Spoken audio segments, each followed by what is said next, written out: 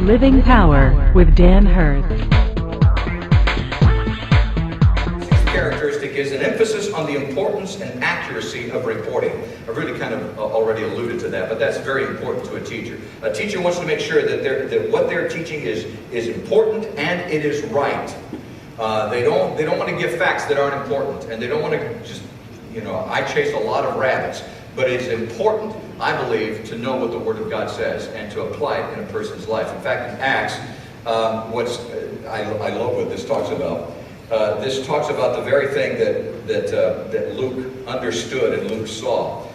In Acts chapter 1, then they returned to Jerusalem from the hill called the Mount of Olives, the Sabbath day walk from the city. When they arrived, they went upstairs to the room where they were staying. Those present were Peter, John, James, and Andrew, Philip, and Thomas, Bartholomew, and there goes the list. It's like a menu of everybody was there. This is important. I want to know who everybody was there.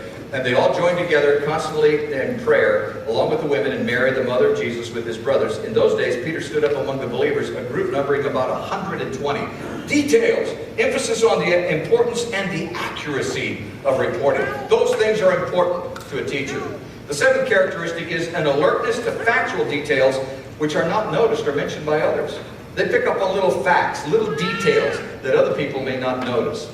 The eighth characteristic is a tendency to remain silent until information has been heard, observed, and discussed. A teacher sometimes doesn't just start spouting off everything. They want to take their time and listen and observe and assimilate and let it sink in until they really get a handle on what it really is before they really start talking about it and really and start teaching it as fact and as truth. The ninth characteristic is there is a need to exercise diligence and endurance. Diligence and endurance. Notice this. Paul is talking about Luke. The Apostle Paul starts talking about Luke in 2 Timothy chapter 4, verses 10 and 11. For Demas, because he loved this world, has deserted me and has gone to Thessalonica. Crescens has gone down to Galatia, and Titus to Dalmatia. Only Luke is with me. Luke stayed there, and he had this passion to exercise diligence and endurance. A teacher does that. A teacher will focus. A teacher doesn't mind taking the time to do what a teacher has to do.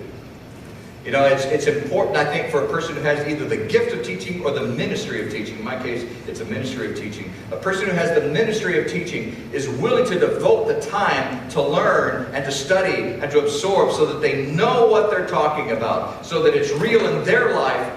And because I can't expect it to be real in your life if it isn't real in my life.